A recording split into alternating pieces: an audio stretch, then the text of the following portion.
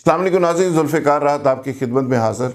नाज़रीन, एक बड़े सेंसिटिव इशू और एक बहुत ज़बरदस्त मौजू जिस पे बात करना मैं अपना मजहबी फरीज़ा भी समझता हूँ और एक जर्नलिस्टिक तौर के ऊपर भी एक एज ए जर्नलिस्ट भी मैं समझता हूँ कि मेरी ड्यूटी में ये शामिल।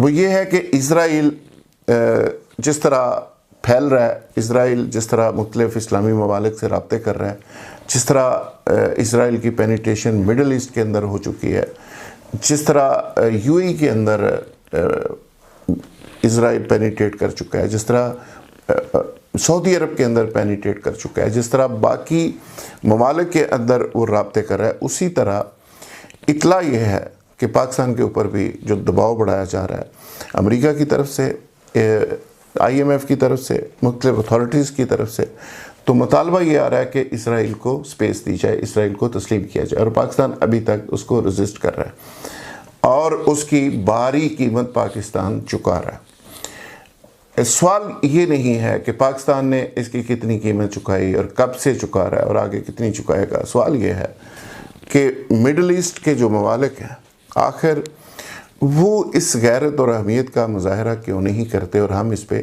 क्यों कायम हैं। इस्लाम का जो मरकज़ है वो सऊदी अरब है, हमारा किबला अव्वल वहाँ फ़लस्तीन में, और सऊदी अरब के अंदर हमारा इस्लाम का मरकज़, और वहाँ से हम रहनुमाई लेते हैं, वहाँ से वो शुआएँ फूटती हैं जो पूरी दुनिया इस्लाम को मुनव्वर करती हैं। लेकिन सऊदी अरब के अंदर आज इसराइल अपना दूसरा घर बना चुका है, वो अपना घर समझता है। वहाँ पे उनकी पेनिट्रेशन, वहाँ पे खाना काबा के अंदर तवाफ़ करते तस्वीरें, और टर्की के अंदर पूरी तरह से उनकी सरगर्मियाँ, और यूएई के अंदर पूरी तरह से सरगर्मियाँ, नेशनलिटी ऑफ़र, इन्वेस्टमेंट कर सकते हैं इंडिया के अंदर।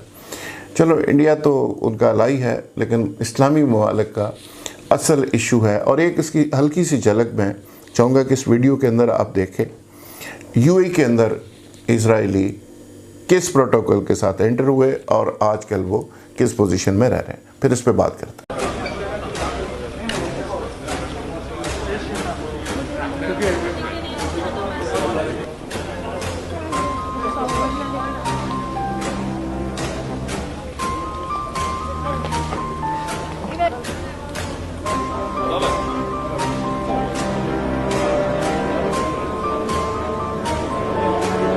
फिर इमारात से यकून होना कि इमारात जदीद, फिर इमारात से यकून होना कि इमाराती इसराइल।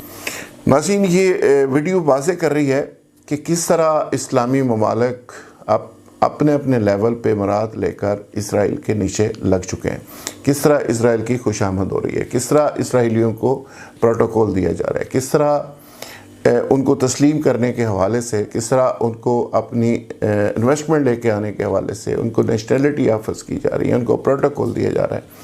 और यही मेरे ख्याल में सबसे बड़ा जुर्म है पाकिस्तान का कि अगर पाकिस्तान ये तस्लीम कर ले इसराइल को, और अगर पाकिस्तान बैठ के उनके साथ को पैकेज डील कर ले, तो मेरा ख्याल है बहुत सारे मसले पाकिस्तान के हल हो सकते हैं। मेरी इतला के मुताबिक जिस टीम ने इज़राइल को तस्लीम करने के हवाले से यूएई से नेगोशिएशन की, जिस टीम ने सऊदी अरब के साथ बात आगे बढ़ाई, उसी तरह की कोई टीम पाकिस्तान के साथ भी रब्ते की कोशिश करती रही है और आज भी कर रही है। लेकिन पाकिस्तान की तरफ से पॉजिटिव रिस्पांस नहीं मिला, जिसकी वजह से आज भी पाकिस्तान को बहुत सारे इश्यूज़ का सामना है। बहुत सारे लोग बहुत सारी चीज़ों के साथ पाकिस्तान को जोड़ते हैं, लेकिन असल चीज़ की तरफ ना मीडिया आता है, ना कोई बात करता है कि असल बुनियादी मामला है क्या। असल बुनियादी मामला यह है कि इज़राइल को पाकिस्तान को तस्लीम करवाने के साथ साथ पाकिस्तान का जो दफ़ाई प्रोग्राम है, जो हमारे मसाइल हैं, बराह रास्त इज़राइल उसकी ज़द में है, वो उनके लिए एक बहुत बड़ा मसला है। और वो ये चाहते हैं कि पाकिस्तान हमें ये कमिटमेंट दे कि वो दफ़ाई निज़ाम, वो मसाइल उनके लिए नहीं है, किसी और के लिए तो हो सकते हैं लेकिन उनके लिए नहीं है, इस तरह का कोई एग्रीमेंट कर दिया जाए।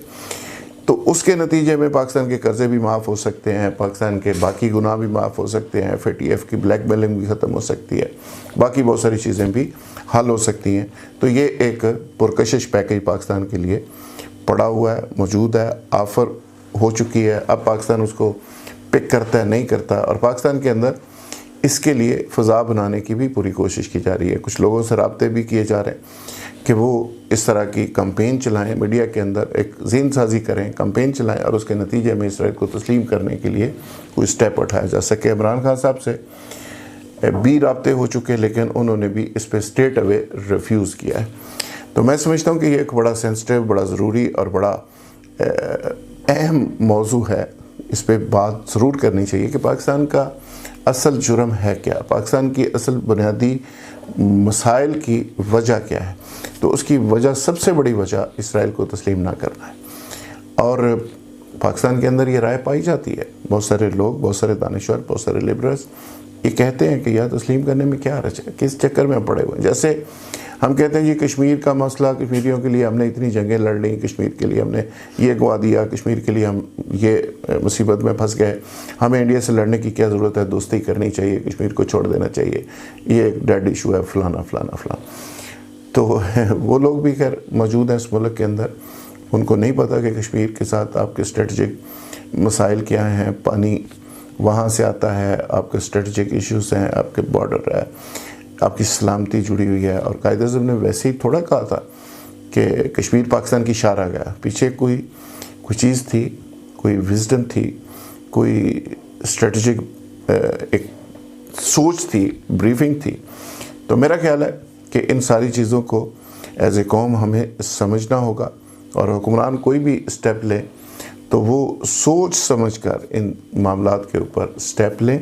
लेकिन असल चीज़ जो है वो यही है, पाकिस्तान के जो मसाइल की बुनियादी वजह बताई जा रही है कि वहाँ से चीज़ें जनरेट होती हैं, चूँकि अमेरिका के ब्रेन को भी इसराइली कंट्रोल कर रहे हैं। उस पर IMF को ले लें, वर्ल्ड बैंक को ले लें, वहाँ पे भी ज्यूश बैठे हुए हैं टॉप पोजीशंस के ऊपर, तो वो भी वहाँ पे सारी सिचुएशन को उसी तरह मॉनिटर कर रहे हैं। तो ये एक इम्पॉर्टेंट चीज़ थी, मैंने सोचा कि आपसे शेयर कर दें। एक यूनिक वीडियो थी कि UAE के अंदर ज्यूश क्या कर रहे हैं, वो भी मैंने आपसे शेयर की। बहुत शुक्रिया, थैंक यू वेरी।